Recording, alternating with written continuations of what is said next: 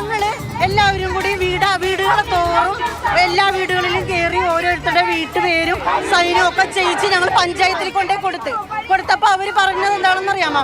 കടലിൽ കയറി കഴിയുമ്പോൾ മാത്രമേ ജിയോ ബാഗ് ഞങ്ങൾക്ക് പാസ്സാക്കി തരുള്ളതെന്ന് പറഞ്ഞു. അവരതിന്റെ കാര്യങ്ങളെല്ലാം ഇടപെട്ട് അത് നടപടിക്രമങ്ങൾ നടന്നുകൊണ്ടിരിക്കുകയാണെന്ന് പറഞ്ഞു. ഞങ്ങൾ എന്ത് പറഞ്ഞെന്നറിയാമോ? മണ്ണിപ്പയുണ്ട്, ജിയോ ബാഗ് വിടാൻ എളുപ്പമാണെന്ന് പറഞ്ഞു. എന്താ വെച്ചാൽ മണ്ണൊലിച്ചു പോകും, കടലിൽ കയറിയാൽ മണ്ണൊലിച്ചു പോയാൽ മണ്ണ് നമ്മ എവിടെ പോയി ഉണ്ടാക്കും. ഇപ്പോൾ നമുക്ക് വാടയുണ്ട്, ആ വാടയിലെ മണ്ണെടുത്ത് ജിയോ ബാഗ് നിറച്ച് നമുക്ക് അവിടെ കറക്റ്റാക്കി ഫുള്ളായിട്ടിടാം. പക്ഷെ ഞങ്ങളോട് പറഞ്ഞത് അതിന്റെ നീക്കുപോക്കെല്ലാം ചെയ്തിട്ടുണ്ട്. ഞങ്ങൾ നിരന്തരം പറ്റിക്കപ്പെട്ടുകൊണ്ടിരിക്കുകയാണ്. പക്ഷെ ഞങ്ങൾ ഒരു തരത്തിലും വിട്ടുകൊടുക്കുകയില്ല. സർക്കാരെതിരെ ഞങ്ങൾ മുന്നേറും. ഞങ്ങൾക്ക് ജീവിക്കണം സാറേ, ഞങ്ങൾ ജനിച്ച നാട്ടിൽ ഞങ്ങൾക്ക് ജീവിക്കണ്ടേ? ഞങ്ങൾ കടലാക്രമണത്തിന്റെ ഇരകളാണ്. ഞങ്ങൾ ഒരുപാട് ഞങ്ങളുടെ സമ്പാദ്യം എല്ലാം പോയി, ഞങ്ങളുടെ ജീവൻ മാത്രമേ ഉള്ളൂ. ഇനി ഈ കടലാക്രമണത്തിന് അതും കൂടി ഞങ്ങൾക്ക് നഷ്ടപ്പെടും.